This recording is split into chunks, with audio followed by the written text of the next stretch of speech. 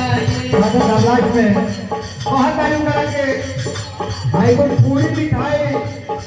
देहू तो ना खाइए कैसे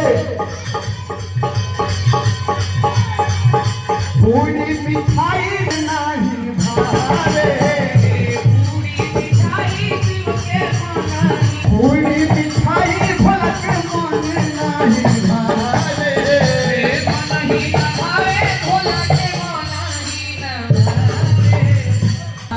हुआ पकवान हमरा भोला जी के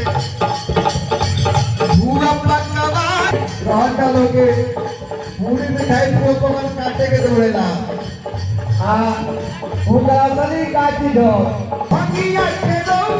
मत जाई गौरा जी और भंगिए भंगिए सुनाम को और भंगिए भोला जी मनाई गौरा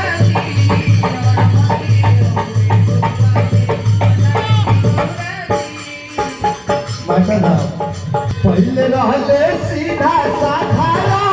से बिगड़त हो हमारा भोला के आए हले सीधा साधा के बिगड़त हो